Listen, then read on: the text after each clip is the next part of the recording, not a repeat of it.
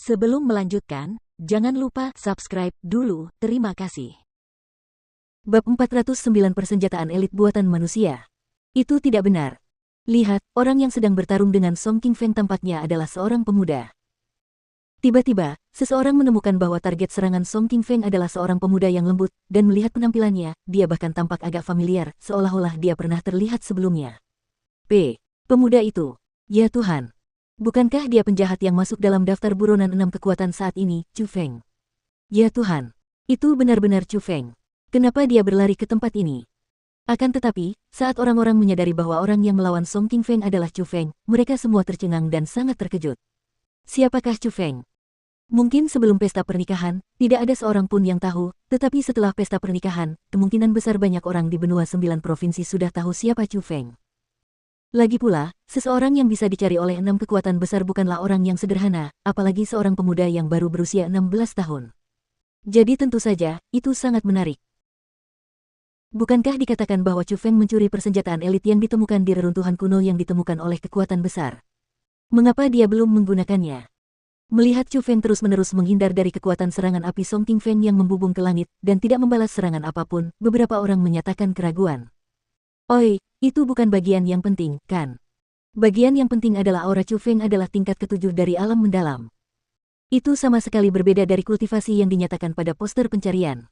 Seseorang berteriak dengan heran. Alam mendalam tingkat ke-7. Bahkan jika dia berada di alam mendalam tingkat ke-7, dia seharusnya tidak mampu melawan balik seorang ahli alam surga, kan? Saat ini, Chu Feng sedang bertarung melawan Song Qingfeng, yang berada di alam surga tingkat pertama. Astaga! Mungkinkah ini berarti bahwa Chu Feng juga seorang monster? Dia benar-benar mampu mengandalkan kultivasi alam mendalam tingkat ke-7 untuk bertarung dengan Song Qingfeng, yang berada di alam surga tingkat pertama. Benar sekali. Aku mendengar dari seseorang yang berpartisipasi dalam pertemuan pernikahan mengatakan bahwa Chu Feng benar-benar monster. Dia pernah bertarung dengan Jie Qingming dan hampir mengalahkannya. Benarkah atau tidak? Dia sekuat itu. Sial. Ini berarti jutaan manik-manik mendalam yang tertera pada poster pencarian tidak semudah yang dibayangkan. Tetapi ketika semua orang mengetahui bahwa Chu Feng tidak ditekan oleh Song Qingfeng ketika bertarung dengannya, mereka semua sangat terkejut hingga mereka tidak bisa menjaga diri mereka sendiri. Song Qingfeng, kemampuan bela diri sekolah Dewa Apimu hanya ini. Aku akan membiarkanmu merasakan kemampuanku, Chu Feng. Chu Feng tidak pernah menggunakan kekuatan penuhnya. Dia hanya menggunakan keterampilan bela diri fisik, teknik langit kekaisaran, untuk berputar di sekitar Song Qingfeng dan dia terus menghindar dan bertahan. Namun saat ini, hati Chu Feng berubah dan dia akan menyerang.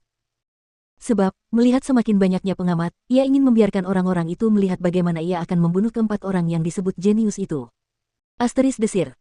Tiba-tiba, langkah kaki Chu Feng berubah dan dia tidak lagi mundur. Dia tidak lagi menghindar ke samping. Dia melangkah maju, dan dia menekan ke arah Song Qingfeng yang berada di depan. Dasar bocah nakal. Kemampuan apa yang kau miliki? Kalau kau tidak keberatan, tunjukkan saja. Jangan pikir aku, Song Qingfeng, akan takut padamu. Song Qingfeng mendengus dingin dan dengan sebuah pikiran, kekuatan surga yang melingkupinya mulai berubah dan berputar di sekitar tubuhnya. Dalam sekejap, itu benar-benar berubah menjadi gumpalan api dan pada akhirnya, itu terkondensasi menjadi ular api panjang dan menuju ke arah Chu Feng yang sedang menuju ke sana. Serangan ini tidak berguna bagiku. Chu Feng tidak mundur. Sebaliknya, ia meningkatkan kecepatan gerak maju dan pikirannya pada saat yang sama, menyebabkan teknik rahasia pamungkas, teknik armor kura-kura hitam, digunakan. Asteris ledakan. Ular api itu menyerang langsung dan membuka mulutnya yang besar lalu menelan Chu Feng. Ia memasuki kobaran api yang ganas, tetapi bagaimana mungkin Chu Feng, yang dilindungi oleh teknik armor kura-kura hitam, bisa terluka oleh kobaran api seperti itu? Dia melangkah maju dan berlari di tengah kobaran api. Dengan sangat cepat, dia tiba di depan Song Qingfeng dan segera setelah itu, Chu Feng melancarkan pukulan. Tinju yang ditutupi dengan baju besi berwarna hijau samar itu membubarkan kobaran api yang mengelilingi Song Qingfeng dan menghantam tubuh Song Qingfeng dengan keras. Asteris hem.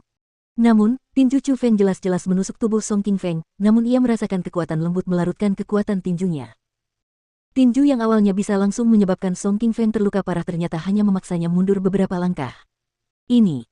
Setelah mengamati dengan seksama, pupil mata Chu Feng tiba-tiba berubah karena ia terkejut menemukan bahwa di sekitar tubuh Song Qingfeng muncul lapisan baju besi yang bersinar. Benda itulah yang menghentikan serangan Chu Feng. Namun, baju besi yang sedikit bersinar itu jelas bukan keterampilan bela diri. Itu lebih seperti tubuh energi yang dilepaskan secara otomatis dari harta karun khusus. Itukah dua gelang itu? Kekuatan roh Chu Feng dengan cepat mengamati, dan dia menemukan bahwa baju besi bercahaya khusus itu berasal dari gelang di tangan kiri Song Qingfeng.